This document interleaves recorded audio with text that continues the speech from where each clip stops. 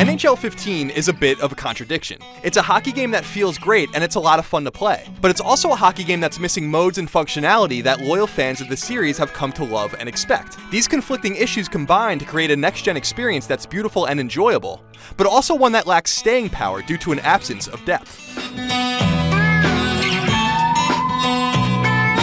While playing NHL 15 in the office, multiple people told me that it looks so real, especially from afar, that they thought I was watching a real hockey game at my desk. NHL 15 is a decidedly pretty game, even if it does have EA Sports' trademark of occasionally awkward animations. Likewise, the sports sonic accompaniment has been captured nicely, from the sound of a puck colliding with the crossbar to the simple audio cue of a skate gliding across fresh ice.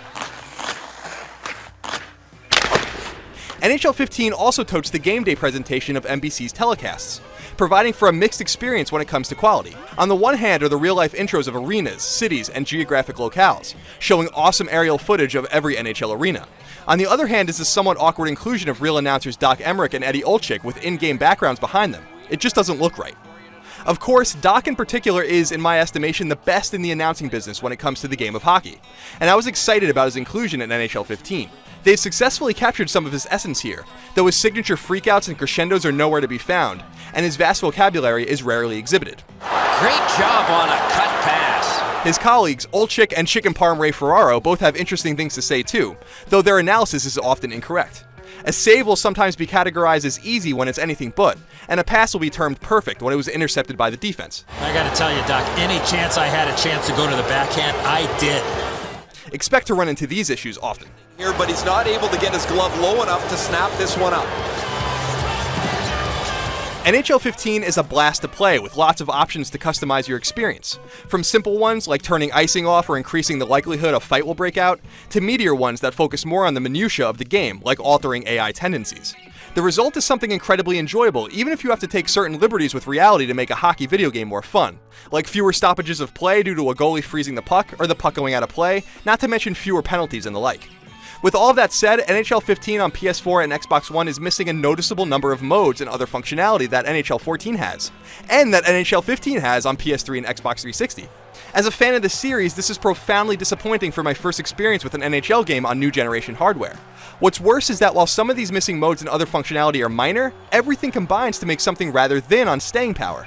NHL 15 might be fun to play, but without numerous modes, I question how long it will keep me busy. As a single-player purist, I noticed immediately that there wasn't even a season mode, something literally introduced during the SNES and Genesis era. To play a season, I had to jump into Be a GM mode. It's fun, but I couldn't help but notice it's also stripped down compared to last year's version. And why do I have to jump through hoops just to play a season as my favorite team?